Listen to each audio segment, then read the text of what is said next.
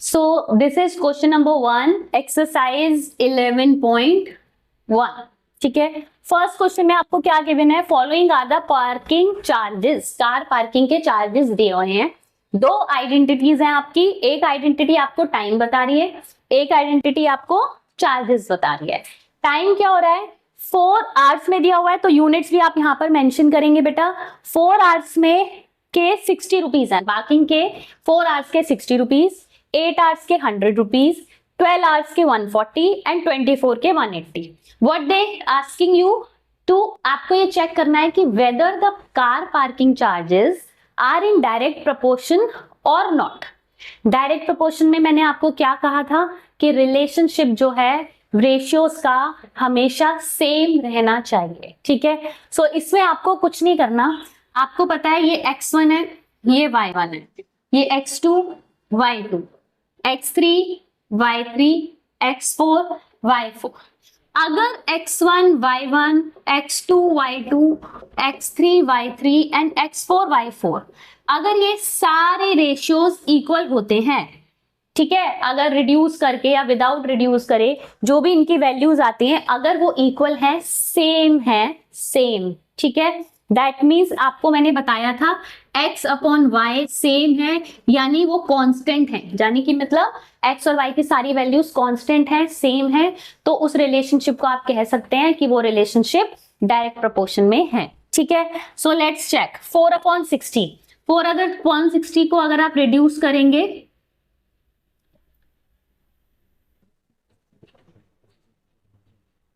One upon 15, ठीक है, 8 upon 100। आप बड़े जितने नंबर से रिड्यूस करोगे बेटा उतना इजी है, आपकी कन्वीनियंस के लिए 2 से कर दिया था, डायरेक्ट आप इसको 4 से भी कर सकते हैं। 4 1 4 एंड 4 15 60, ठीक है। 8 का करो, 4 2 8, 4 2 8, 4 5 20, 2 अपॉन 25।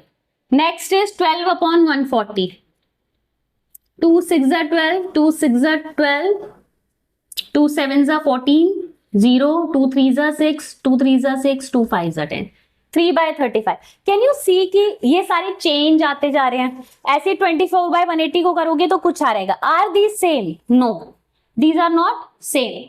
तो क्योंकि x1 y1 x2 y2 इन सब की जो वैल्यूज आ रही हैं वो सेम नहीं है रिड्यूस करने के बाद, दैट मीन्स ये जो प्रपोर्शन है डायरेक्ट प्रपोर्शन में नहीं है। ठीक है, so answer will be no, it's not in direct proportion because x and y are not constant, वो change हो रहे हैं। ठीक है, coming on to our question number 2। Question number 2 क्या है कि आपको पार्ट्स ऑफ रेड पिगमेंट दिया गया है और पार्ट्स ऑफ बेस, मतलब ये एक पेंट की बात कर रहे हैं कि कितने बेस में कितने रेड कलर के पिगमेंट्स को ऐड किया गया है। ठीक है, सो ये कह रहे हैं कि अगर 8 पार्ट्स ऑफ बेस है तो 8 पार्ट्स में 1 पिगमेंट ऑफ रेड आपका ऐड किया गया है। ये रिलेशनशिप डायरेक्ट है क्योंकि जितना ज्यादा बेस होगा उसमें उतना ज्यादा पिगमेंट ऐड करना पड़ेगा, जितना बेस कम होगा उतना पिगमेंट भी हमें कम ऐड होना पड़ेगा। तो ये हो गया हमारा डायरेक्ट प्रपोर्शन। ठीक है, तो आप लिखोगे डायरेक्ट प्रपोर्शन, सबसे पहले ऊपर लिख दो डायरेक्ट प्रपोर्शन। आपके टीचर को और आपको ये क्लियर होना चाहिए कि आपको पता है कि ये रिलेशनशिप डायरेक्ट प्रोपोर्शन है या इनडायरेक्ट। लिख दिया। अब डायरेक्ट प्रोपोर्शन का formula is x1 y1 x2 y2। You know ये x1 y1 x2 y2 आपको निकालना है। So you can put it here 1 8 equals to 4 and y2। You know ये हमने पहले चैप्टर्स में डिस्कस किया है कि इस तरह से अगर आपके बोथ साइड्स पे फ्रैक्शंस आ जाते हैं इक्वल्स टू के, तो हम उन्हें क्रॉस मल्टीप्लाई करते हैं। So 1 multiply by y2 is equal to 8 into 4, so y2 will be 32। So आपका y2 की जगह पे आप क्या फिल कर सकते हैं, 32। उसके बाद आप इससे रिलेशनशिप नेक्स्ट निकाल सकते हैं। अब आपके पास देखो, आप इस वाले रिलेशनशिप को इन दोनों से भी निकाल सकते हो। दैट मीन्स x2 y2 किसके इक्वल होना चाहिए, x3 y3 के इक्वल होना चाहिए क्योंकि ये डायरेक्ट प्रोपोर्शन है। सो x2 और y2 की वैल्यू हो गई 4 अपॉन 32 और 7 अपॉन y3। आप इसको ऐसे भी निकाल सकते हो बेटा, और आप पहले वाले रिलेशनशिप से ही कंपेयर करके बाकी सारे भी निकाल सकते हो। मतलब इसको छोड़ दो, इस x1 x2 और x3 y3 ऐसे भी निकाल सकते हो, क्योंकि अल्टीमेटली ये सारे जो फ्रैक्शंस और रिलेशनशिप है ये इक्वल है, ठीक है।